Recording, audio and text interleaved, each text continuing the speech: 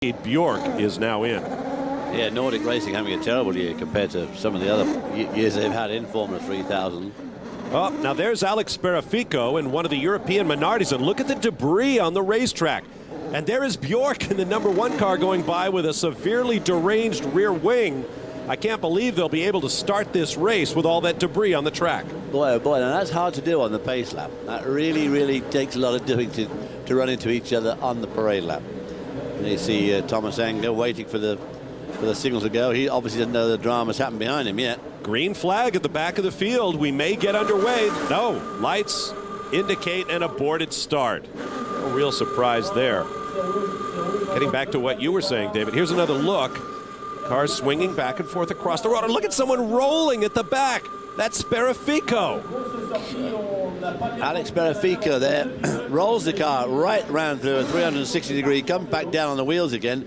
He must have been nudged by his roommate, Ted Bjork, who was... Oh, look at it there. Good Lord. Well, there must have been some rubber-to-rubber contact. And the Minardi is simply torn to bits. Jeepers, I tell you, just the dynamics of racing cars, unbelievable to have a roll like that at that speed. Just think what happens if they're doing like 4 times as fast as that in the race. Well, there's Enga, visor up, engine silent, as the track crews go to work on this just devastated Lola chassis. Well, the number 16 machine will actually still roll. Unbelievable. Look, every wheel's bent. Wing all hanging. I mean... We don't have a better look at what happened, but it appears that somehow Bjork and Sperafico got together as they were weaving back and forth across the track to warm their tires. Of course, these cars, as you can see from that picture there, using slick tires, unlike the Formula 1 cars, of course, which use treaded tires. These are control tire, all built by Avon, fairly hard. There's the Minardi crew wondering what on earth happened to their driver. And the body language says it all. He must have come back over the other guy's rear wheels and wound up barrel rolling down the road. Well, not the kind of thing, I would imagine, that leads to a long and happy future in motorsports. There is Bjork's car.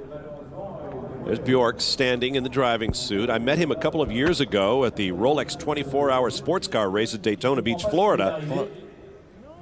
And it looks like Sperafico came up from behind. Yeah, and leapt over the back of Bjork's car. He must have been looking down in the cockpit or something, not watching where he was going. Here's the mechanic's interpretation of things. What it must do to the mind of a mechanic to find out your car has not come around, and here is why. Boy, oh boy, I didn't come around the parade lap. I mean, it's bad enough when they don't come to the finish of the race. There's Bjork's damaged Nordic Racing Lola. We'll take a break and return, hopefully, with the start of round 8 of the Formula 3000 Championship.